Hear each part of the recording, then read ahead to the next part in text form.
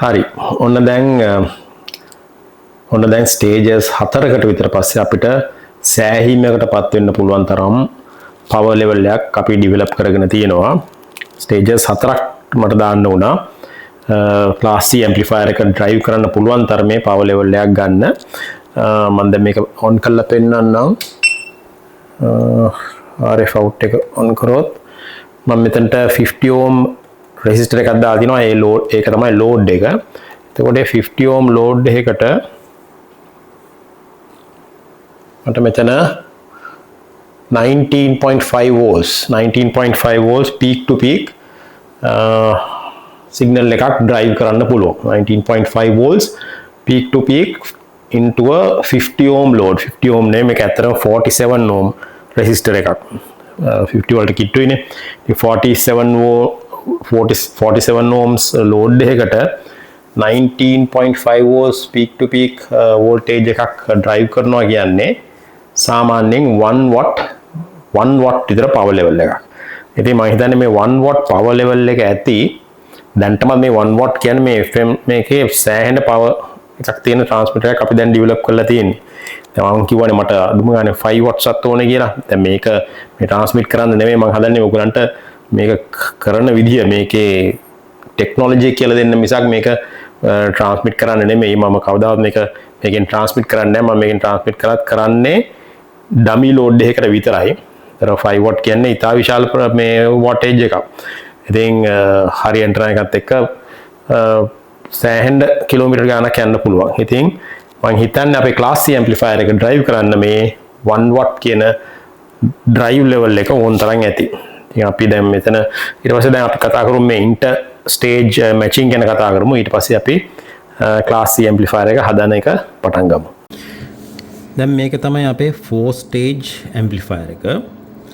මේක signal generating එනවා 50 ohm output impedance එකක් එක්ක signal එක එනවා 200 microwatts අපි ඉස්සෙල්ලා දැක්කා වගේ. ඊට පස්සේ මට මේක nano VN එකෙන්ම මට මේකේ matching 50 ohms වලට match කරගන්න පුළුවන්. ඒක කෙලින්ම මට මේ 30 picofarad capacitor එක කරකවලා හොඳ 50 ohm match එකක් ගන්න පුළුවන්. ඊට පස්සේ දැන් අපි බලන්නේ මේ inter stage matching තමයි අපිට වැදගත් වෙන්නේ. දැන් මම use කරේ මේ LC match එකක් කියන LC matching network එකක්. ඒ කියන්නේ මේක ඔන්නෝම series component එකක් තියෙනවා, parallel component එකක් තියෙනවා. මේක input එක, මේක output එක. එතකොට මේ Z එක මම මේ Z එකට match කරන්න තමයි මේ LC match එක. කියන්නේ LC කියන්නේ මේක L match කියලා තියෙනවා. මේක L කියන්නේ මේ L අකුර හැඩයට තියෙන හින්දා. එතකොට මේ ලොකු capacitors මේ ලොකුවට මම දාලා තියෙන capacitors මේවා bypass capacitors. මේවා අදාළ නැහැ මේ LC match එකට. මේ inductor එක සහ capacitor එකක් තමයි shunt capacitor එක හරි එහෙම නැත්නම් series capacitor එක shunt inductor එක හරි අන්නේ ඒ components දෙක තමයි matching network එකට සම්බන්ධ වෙන්නේ.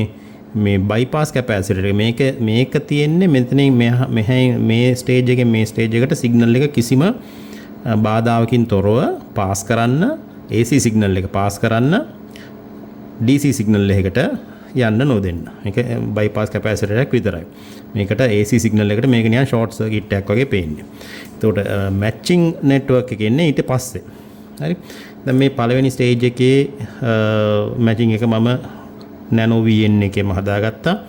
ඊට පස්සේ දෙවෙනි stage එක තමයි මේ පොඩි amplifier එකෙන් අපේ මේක emitter follower stage එකනේ. මේ emitter follower stage එක කොහොමද තියෙන්නේ high input impedance low output impedance මේ එකක්. ඒ කියන්නේ මේකට වඩා මේකේ output impedance එකට වඩා මේකේ input impedance එක හුඟක් වැඩි.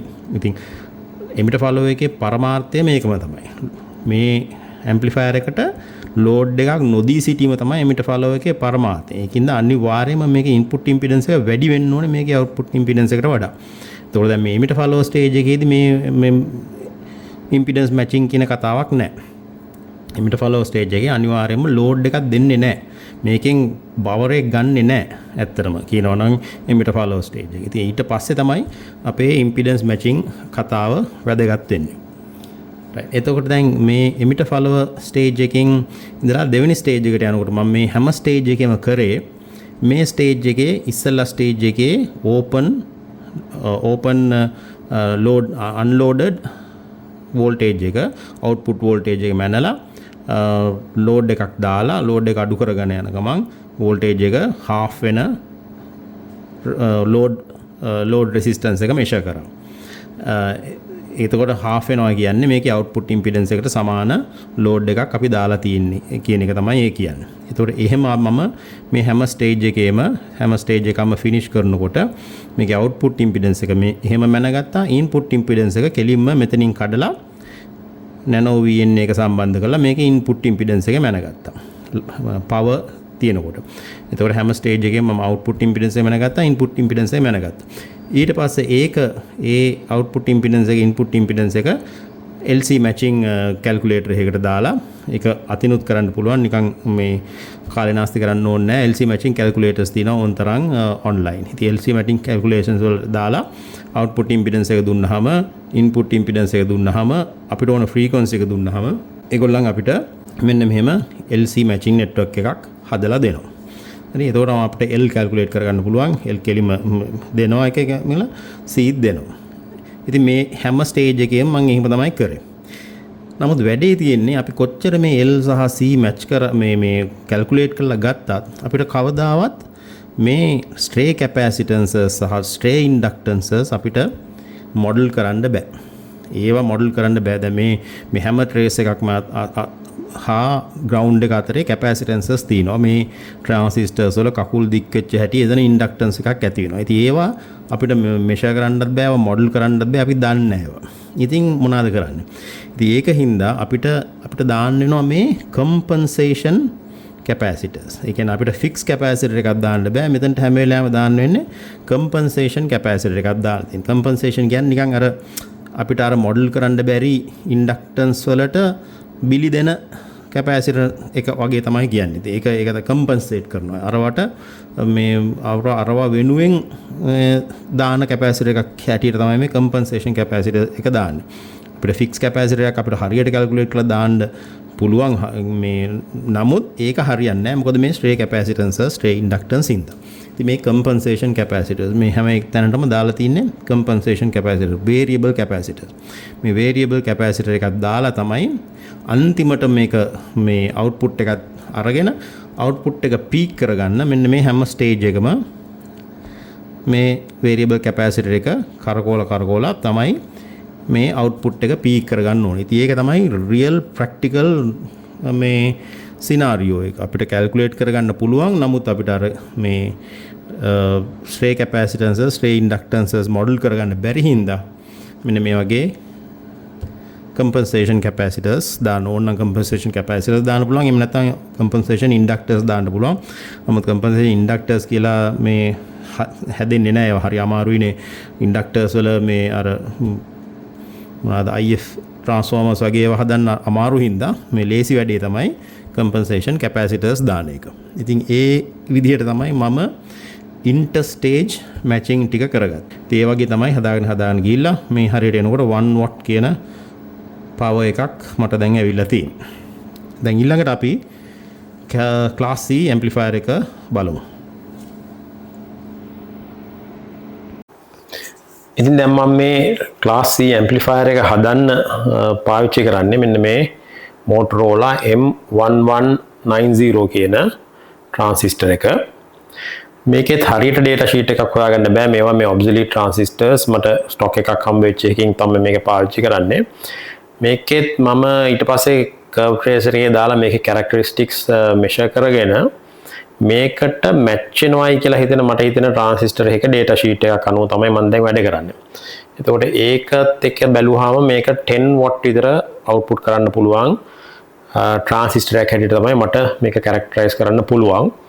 එතකොට ඒ data sheet එක අනුව අපි මේක bias කරලා බලමු අපිට 10 watts ම ගන්න පුළුවන්ද කියලා.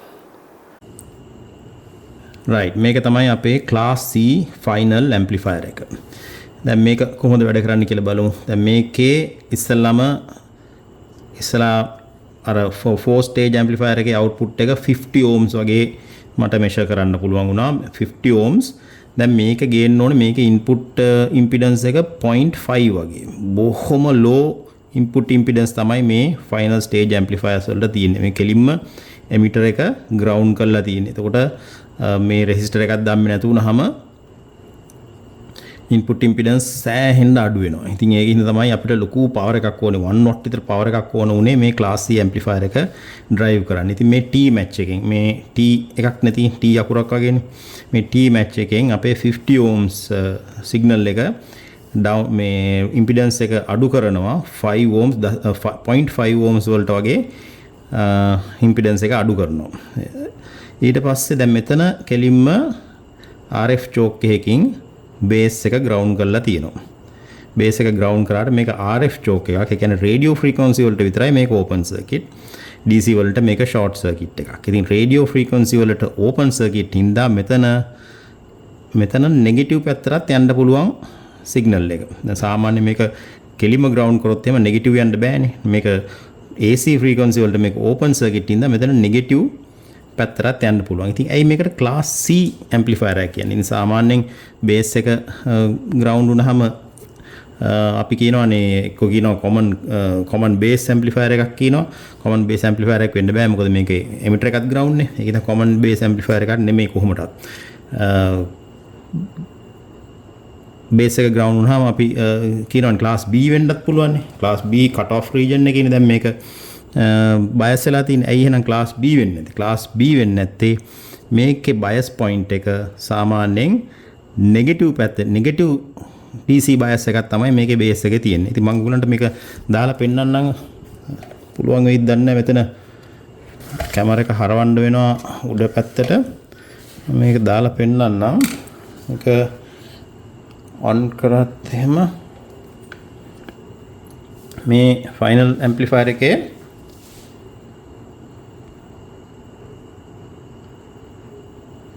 ෆයිනල් ඇම්ප්ලිෆයර් එකේ එමිටර් එකට සාපේක්ෂව බේස් එක අපි බැලුවොත් එහෙම පවර් දීලා මේක ඔයගලන්ට පේනවා DC බයස් පොයින්ට් එක සාමාන්‍යයෙන් නෙගටිව් වෝල්ටේජ් එකක් ගන්න.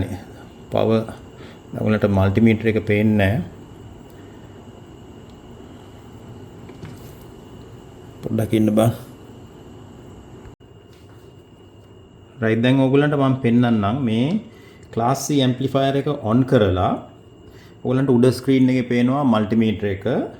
යට ස්ක්‍රීන් එකේ පේනවා මම මෙෂර් කරන්න යන පොයින්ට්ස් දෙක. මම මෙෂර් කරන්නේ මෙන්න මෙතන එමිටර් එකයි බේස් එකයි. ට්‍රාන්සිස්ටර් එකේ එමිටර් එකට සාපේක්ෂව බේස් එක තමයි මම මෙෂර් කරන්න හදන්නේ. ඒතකොට අපි බලමු එමිටර් එකට සාපේක්ෂව බේස් එකේ DC වෝල්ටේජ් එක කොච්චරක් වගේ තියෙයිද කියලා. DC වෝල්ටේජ් එක බේස් එකට සාපේක්ෂව එමිටර් එකට සාපේක්ෂව බේස් එකේ වෝල්ටේජ් එක අනුව තමයි අපි ක්ලාස් එක ඩිටර්මයින් කරන්නේ. දැන් අපි මේක ඔන් කරොත් එහෙම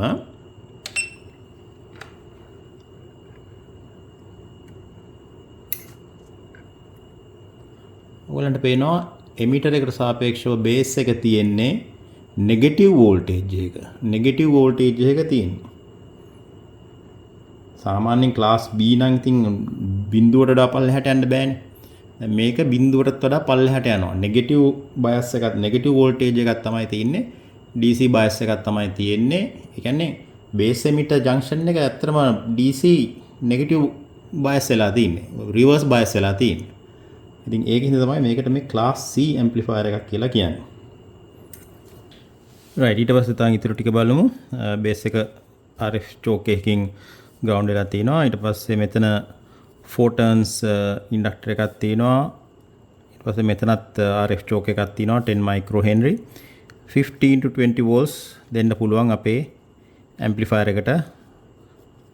15 දෙනකොට අපිට 7 watts වගේ ගන්න පුළුවන්. 20 volts දෙනකොට අපිට 12 watts වගේ ගන්න පුළුවන් මේ ඇම්ප්ලිෆයර් එකෙන්. ඊට පස්සේ මේ output network එකෙන් අපි 50 ohms වලට match කරනවා. 110 megahertz වල විතර low pass filter action එකකුත් තියෙනවා මේ network එකෙන්. ඒතර මේකත් අර ඉස්සලා කිව්වා වගේ compensation capacitors මේවායින් තමයි අපි output එක input එක match කරගන්නේ. ඉතින් මේක තමයි අපේ ෆයිනල් ක්ලාස් C ඇම්ප්ලිෆයර් එක. රයිට්, ඕන දැන් මම ඇම්ප්ලිෆයර් එක කම්ප්ලීට් කරගෙන තියෙනවා. මම මුලින් ඉඳලා පෙන්නන්නම් මගේ සෙටප් එක. ඉස්සල්ලාම Nano VNA එකෙන් සිග්නල් එක අවුට්පුට් වෙනවා 90 MHz සිග්නල් එකක්. තාම මම RF out එක ඇක්ටිවේට් කරලා නැහැ. ඒක නිසා තාම සිග්නල් එකක් මේකෙන් එළියට එන්නේ නැහැ. ඊට පස්සේ මේ සිග්නල් එක මෙතනින් ඇවිල්ලා එනවා මගේ ඇම්ප්ලිෆයර් එකේ ඉන්පුට් එකට. මේ ෆස්ට් ස්ටේජ් එක MPSH 10 කියන ට්‍රාන්සිස්ටර් එක තියෙන ෆස්ට් ස්ටේජ් එක. ඒක ඔපරේට් වෙන්නේ මේ 9 volts වලින්. මේ රෙගුලේටර් එකෙන් 12 volts step down කරනවා 9 volts වලට. ඊට පස්සේ ඊළඟ යනවා මේ M9859 ට්‍රාන්සිස්ටර් එකෙන් හදලා තියෙන emitter follower stage එකට. ඊට පස්සේ යනවා M9906 කියන ට්‍රාන්සිස්ටර් එකෙන් හදලා තියෙන second stage amplifier එකට. second stage amplifier එකෙන් final එකට යනවා 9906 කියන එකෙන් හදලා තියෙන මේකත්. ඒකෙන් තමයි අපේ class C amplifier එක drive කරන්නේ M1190 කියන Motorola transistor එක. ඒතර මේ M1190 කියන transistor එකෙන් final stage amplifier වෙලා ඒක එනවා මෙතන මේ cable එකට ඇවිල්ලා යනවා මගේ power meter එකට. power meter එක අපි දාලා තින්නේ 20 watts scale එකේ දාලා තින්නේ. ඒ කියන්නේ 20 watt. මෙන්න මේ second line එක තමයි බලන්න ඕනේ 20 watt scale එකේ දාලා තින්නේ. එකෙන් output එක ඇවිල්ලා යනවා මේ dummy load එකට 50 ohm dummy load එකට යනවා. මේක 300 watts ගන්න පුළුවන් dummy load එක. නමුත් අපි බොහොම පොඩි wattage ප්‍රමාණයක් මේකේ capability එක සලකනකොට 5 watts වගේ තමයි මෙතනින් යන්න පුළුවන්. දැන් අපි මේක on කරලා බලමු අපිට කොච්චර power එකක් එනවද කියලා. මම ඉස්සලා signal එක on කරගන්නම්. 90 MHz signal එක මම දැන් on කරනවා. දැන් signal එක එනවා. නමුත් මේක power on වෙලා නැහැ. නම් power on වෙලා දීලා අපි බලමු කොච්චර power එකක් එනවද කියලා.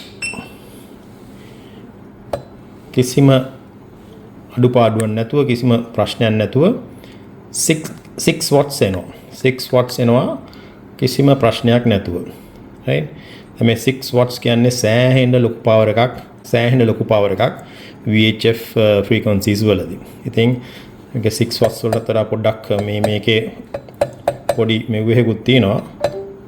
පොඩ්ඩ heat වෙන්න මේක තව දැන් 7 watts වගේ කිට්ටු වෙන්න ඇවිල්ලා තියෙනවා. දැන් මේ නමුත් මේ 7 watts develop කළාට මම කිසිම දෙයක් මම ගුණට මුදා හරින්නේ නැහැ. මේ සියල්ලම යන්නේ මේ dummy load එකට. ඒකින්ද කිසිම interference එකක් නැහැ. 6.5 watts 7 watts මේකෙත් පොඩි 500 milliwatt විතර error එකක් තියෙනවා. 7 watts විතර output එකක් එනවා කියලා මට සෑහෙන sure එකක් තියෙනවා. 7 watts විතර output එකක් අපේ Nano VNA එකෙන් අපිට දුන්න 200 microwatts signal එක අපි 7 watts වෙනකන් develop කරගෙන තියෙනවා. 6.5 watts 7 watts වෙනකන් අපි develop කරගෙන තිනවා. අපිට අපේ Nano VNA එකෙන් දුන්න 200 microwatt signal එක. දැන් අපි ඉස්සෙල්ලා හැදුවනේ FM transmitter එක single transistor FM transmitter එකෙත් මීට වඩා power එකක් එනවා. දැන් මේක 200 microwatts උනාට FM transmitter එකේ අපිට ගන්න පුළුවන් සාමාන්‍යයෙන් 1 milliwatt 2 milliwatt සමහරවිට 20 milliwatt වගේත් ගන්න පුළුවන් ඒ FM transmitter එකේ. ඉතින් 200 microwatts අපිට 7 watts වලට amplify කරන්න පුළුවන් නම් අපේ පොඩි FM transmitter එක මේක සෑහෙන ප්‍රමාණයකට 7 watts වෙනකම්ම 7 ඊටත් වඩා වැඩි වෙන්න පුළුවන් සමහරලාට. ඉතින් මේක දැන් සෑහෙන powerful transmitter එකක්. සෑහෙන powerful amplifier එකක්. ඕනම පොඩි signal එකක් අපිට 7 watts වෙනකම් amplify කරන්න පුළුවන්. 7 watts වෙනකම් amplify කරන්න පුළුවන් මේ අපි හදපු amplifier එකකින්. final stage එක class C amplifier එකක්. ඉතින් ඊළඟ එක තමයි අපි power එක develop කරාට වැඩක් නැහැ. ඒ power එක clean නැත්නම්. ඒ කියන්නේ random harmonics ගොඩාක් එක්ක එනවා නම් ඒක අපිට ඇත්තටම වැඩක් නැහැ. ඉතින් අපි බලමු මේක spectrum එකේ කොහොමද clarity එක කියලා.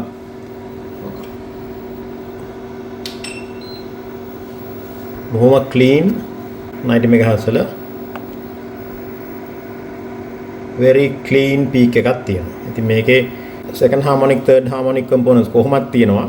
මේ කියන්නේ දැන් මේ ළඟ ලොකු harmonics එහෙම නැහැ. clean 90 MHz signal එකක් තමයි ආයතන මේකේ develop කරන්නේ. ඉතින් ඊළඟට මට තව එක්ස්පෙරිමන්ට් එකක් කරන්න ඕනේ. මට ඕනේ මේ low power පැත්ත. low power පැත්ත 12 volts වලම ඔපරේට් කරලා මේ high power පැත්ත මම 15 volts විතර බූස්ට් කරනවා. එතකොට මට බලන්න ඕනේ කොච්චර power එකක් අපිට ගන්න පුළුවන්ද කියලා. මේක අපි 12 volts වලම ඔපරේට් කරමු. අපි මේකට අපි දෙමු 15 volts විතර. මොකද සාමාන්‍යයෙන් එහෙම ඔපරේට් වෙන අවස්ථාවල් තියෙනවා. output stages high voltage වල ඔපරේට් කරන්න පුළුවන්. අපි එහෙම කරලා බලමු අපිට තව කොච්චර මේක පුෂ් කරන්න පුළුවන්ද කියලා. ඕනෝඩා පුෂ් කරොත් එහෙම ඉතින් මේක ඉතින් පිච්චෙන්නත් පුළුවන්. කරන්න දෙයක් නැහැ. අපි ඉතින් එක්ස්පෙරිමන්ට් කරන්නේ කියන්නේ ඒක තමයි. පිච්චෙන්න පුළුවන්, ඩැමේජ් කරගන්න පුළුවන්. එහෙම කරේ නැත්නම් ඉතින් මුකුත් ඉගෙන ගන්නෙත් නැහැ. ඉතින් අපි ඊළඟ higher voltage එක මේකේ final stages operate කරලා බලමු. ඉතින් 15 volts දාලා නම් මට ලොකු improvement එකක් ගන්න බැරි වුණා. නමුත් 20 volts දැම්මහම 20 volts දුන්නාම final stage එකට මට පුළුවන් වුණා 12 watts විතර ගන්න. 12 watts විතර boost කරගන්න පුළුවන් වුණා. මේකට 20 volts දුන්නාම 12 watts කියන්නේ තින් සෑහෙන හොඳ power එකක්. 12 watts වලටත් වඩා යනවා. සාමාන්‍යයෙන් රත් වෙනවා. 12 watts විතර ගන්න පුළුවන් 20 volts දුන්නොත් එහෙම මේකට. හරි. දැන් අපිට මේ 7 watts විතර ආවනේ. 6.5 watts 7 watts විතර ආවනේ. නමුත් අපි ඒක ගැන ලොකුවට මේ ආඩම්බර වෙන්න ඕනේ නැහැ. ලොකුවට එක්සයිට් වෙන්න ඕනේ නැහැ. මොකද මේ 7 watts ම අපිට අවශ්‍ය power නෙමෙයි වෙන්න පුළුවන්. ඇත්තටම නෑ. අපිට අවශ්‍ය power නෙමෙයි. ඒ කියන්නේ 7 watts වල තියෙනවා අපිට අවශ්‍ය 90 MHz වල power එකක් තියෙනවා. ඊට පස්සේ ඒකේ first harmonic එකේ 180 MHz වල තියෙනවා. ඊට පස්සේ second harmonic, third harmonic, ඒ වගේ මුළු harmonics ඔක්කොගෙම power එක තමයි මේ 7 watts හරි 6.5 watts හරි කියන්නේ. ඉතින් එහෙමනම් දැන් කොහොමද අපිට අවශ්‍ය power එක 90 MHz වල power එක අපි ගැන idea එකක් ගන්න කොහොමද? ඒකට අපිට ආයසරයක් ස්පෙක්ට්‍රම් ඇනලයිසර් එක පැත්තට හැරෙන්න වෙනවා. නමුත් අපි කියවනේ දැන් ස්පෙක්ට්‍රම් ඇනලයිසර් එකට 1 watt වඩා දෙන්න බෑයි කියලා. එහෙනම් කොහොමද අපි ස්පෙක්ට්‍රම් ඇනලයිසර් එකෙන් මේ අපිට අවශ්‍ය power එක විතරක් isolate කරලා ගන්න. ඒකට තමයි මෙන්න මේ වගේ උපකරණයක් තියෙනවා. මේකට කියන්නේ radio frequency sampler එකක් එහෙම නැත්නම් tap එකක් කියලා. මේක 40 dB attenuation එකක් දෙන RF tap එකක්. ඒ කියන්නේ දැන් මේකෙන් input එක ඇවිල්ලා මෙතනින් output එක යනවා සාමාන්‍ය විදිහට dummy load එකට. මම power meter එක ගලවලා තියෙන්නේ. මේකෙන් 40 dB attenuate කරපු signal එකක් මට ගන්න පුළුවන්. මේක tap කරන්න පුළුවන්. මේ signal path එක tap කරලා මේකට වඩා 40 dB අඩු signal එකක් මම අරන් යනවා මගේ spectrum analyzer එකට. එතකොට 40 dB අඩු වුණාට පස්සේ 40 dB කියන්නේ කීයක්ද? කොච්චර ප්‍රමාණයක්ද? කියන්නේ 7 watts වලින් ඉතා කුඩා ප්‍රමාණයක් වෙනවා. ඒක මම කැල්කියුලේට් කරලා දාන්නම් ස්ක්‍රීන් එකේ කොච්චර ප්‍රමාණයක්ද කියලා. ඒචර චූටි සිග්නල් එකක් මට අරන් යන්න පුළුවන් ස්පෙක්ට්‍රම් ඇනලයිසර් එකට. ඉතින් මම දන්නවා කොච්චර ඇටෙනුවේට් වුණාද කියලා. ඊට පස්සේ මෙතන මේ ස්පෙක්ට්‍රම් ඇනලයිසර් එකෙන් මට පවර් ලෙවල් එක මනින්න පුළුවන්. එතකොට පවර් ලෙවල් එක පවර් ලෙවල් එක මනලා මේ ඇටෙනුවේට් වෙච්ච ප්‍රමාණයෙන් වැඩි කරාම මට ආයසරයක් මගේ පවර් එක ගන්න පුළුවන්. 90 MHz වල හරියට පවර් එක ගන්න පුළුවන්. ඊට අමතරව අපිට පුළුවන් වෙනවා මෙතන මේ මම දැන් low pass filter එකකුත් හදාගෙන තියෙන්නේ. මේ inductors දෙකෙන් සහ capacitor එකෙන් low pass filter එකත් හදාගෙන තියෙන්නේ. ඊට අමතරව මට මේ capacitor එක කරකෝලා අපේ low pass filter action එකත් බලා ගන්න පුළුවන් spectrum analyzer එකට මේ signal එක දුන්නට පස්සේ. එහෙනම් දැන් අපි මේක දාලා බලමු. signal RF out එක මම on කරලා තියෙන්නේ 90 MHz වල. power on කරොත් එහෙම power on කරලා අපි spectrum analyzer එකට ගියොත් එහෙම ඔන්න දැන් අපිට අපේ මුළු spectrum එකම පේනවා. මෙතන තියෙන්නේ අපේ fundamental frequency එක 90 MHz එක, first harmonic second harmonic third harmonic වගේ harmonics ටික පේනවා. එතකොට මට මේ capacitor එක කරකවලා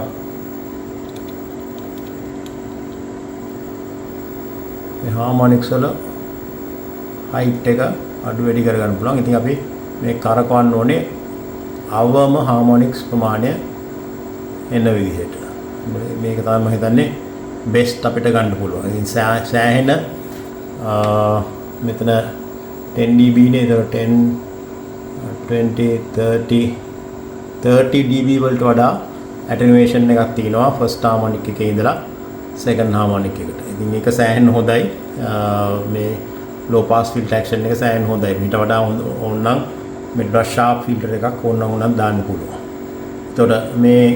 එතකොට දැන් අපි බලමු කොච්චරක්ද මේකේ මේ power level එක කියලා අපේ මේ fundamental frequency එකේ peak search කරා මෙතන මේනවා අම්ම යනවා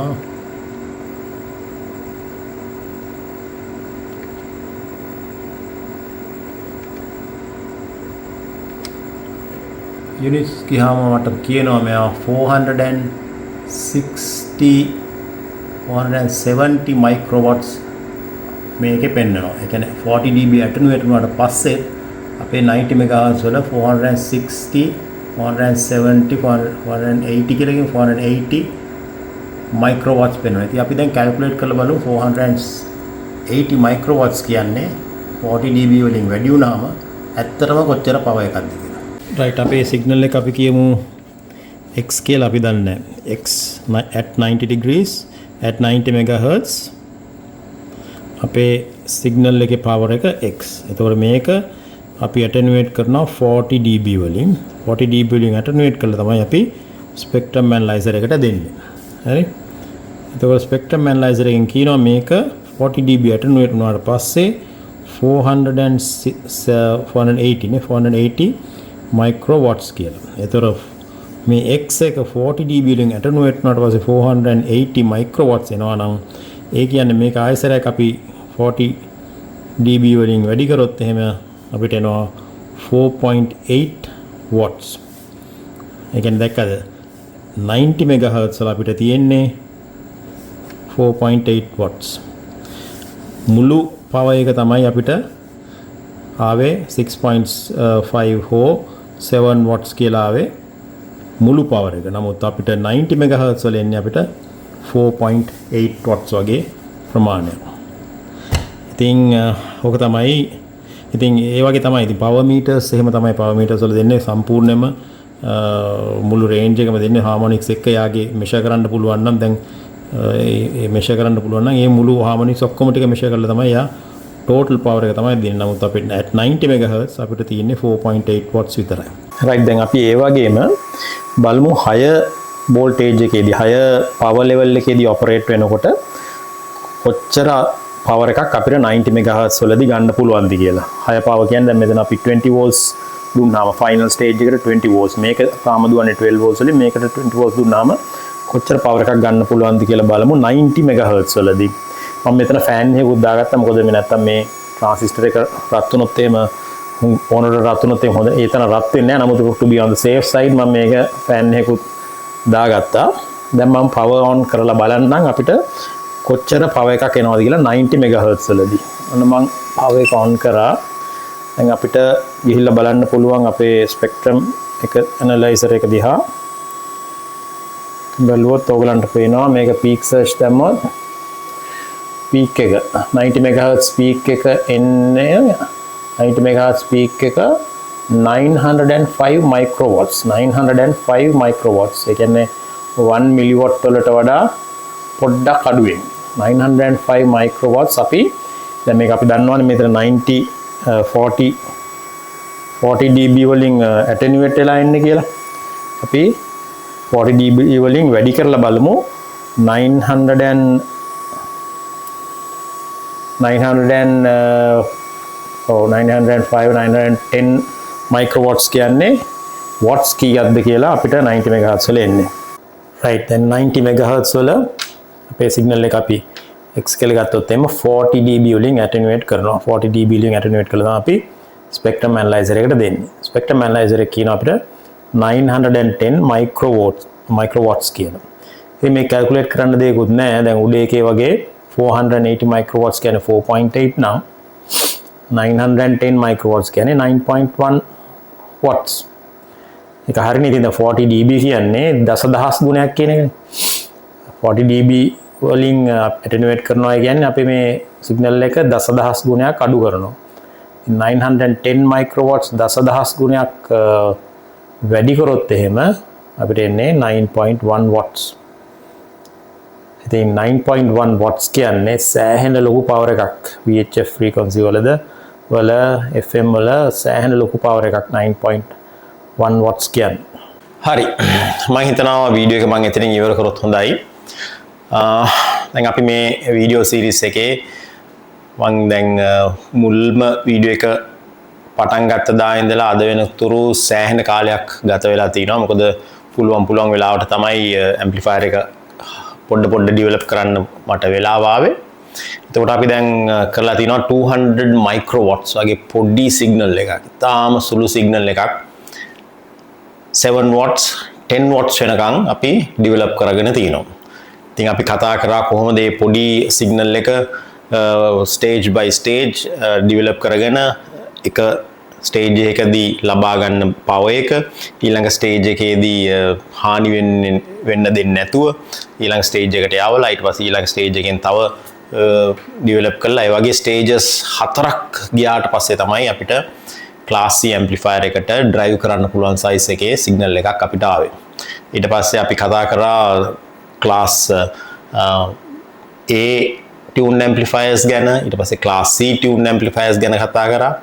ඊට පස්සේ අපි කතා කරා මේ stages amplifier stages අතරේ interstage matching. ඉතින් interstage matching වැදගත් අපි develop කරගත්ත power එක loss වෙන්න දෙන්නේ නැතුව ඊළඟ stage එකට අරන් යන්නේ interstage matching. අපි LC match එකක් matching කියන්නේ මොනවද කියලා කතා කරා.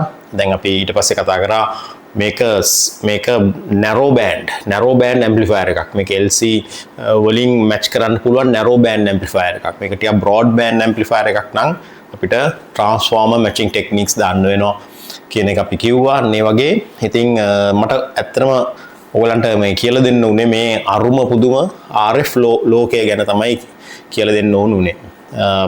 ඉන්ඩක්ටර්ස් හිටපු ගමන් කැපැසිටර්ස් වගේ හැසිරෙන, කැපැසිටර්ස් හිටපු ගමන් ඉන්ඩක්ටර්ස් වගේ හැසිරෙන අපි හිතන්නේ නැති දේවල් අපිට මුහුණ පාණ්ඩ වෙන අරුම පුදුම RF ලෝකය ගැන කියලා දෙන්න තමයි මට ඕන උනේ. ඒ වගේම ඉලෙක්ට්‍රොනික්ස් වල බොහොම වැදගත් පාර්ට් එකක් වෙන RF electronics, radio frequency electronics කොහොමද හැන්ඩල් කරන්න කියන එක ගැන පොඩි අයිඩියා එකක් දෙන්න තමයි මට ඕන. ඉතින් හැමදාම වගේ වීඩියෝ එක බලාගෙන හිටියට ස්තුතියි. මම හිතනවා මේ ටිකක් මහන්සි වෙලා හදපු වීඩියෝ එකෙන් ඔයගොල්ලන් උපරිම ප්‍රයෝජනෙ ලබා ගන්න කියලා. වෙන වීඩියෝ වලට වඩා මම ටිකක් සෑහෙන එෆර්ට් එකක් දාන්න උනා මේක හදන්න. ඒ වගේම වීඩියෝ කරන්නයි හදන්නයි දෙකම කරලා ඊට පස්සේ එඩිටිං කරන්නත් සෑහෙන එෆර්ට් එකක් දාන්න උනා. ඉතින් මම හිතනවා ඔයගොල්ලෝ මේකෙන් සෑහෙන ප්‍රයෝජනයක් ලබා ගනී කියලා. මොකද මම මගේ වීඩියෝ එක ගැන කියව ගන්නව නෙමෙයි, නමුත් මම දැකලා නැහැ මේ ප්‍රැක්ටිකල් and තියරිටිකල් ඇස්පෙක්ට් දෙකම පොඩ්ඩක් සෑහෙන මේ මික්ස් කරලා තියෙන වීඩියෝස් මම දැක්කේ නැහැ YouTube එකේ. ඉතින් මම හිතනවා ඔයගොල්ලෝ මේකෙන් සෑහෙන ප්‍රයෝජනයක් ලබා ගනී කියලා. ඉතින් බොහොම ස්තුතියි බලන් හිටියට. අපි ආයෙත් හම්බෙමු මේ වගේම වීඩියෝ එකකින්. ආයුබෝවන්.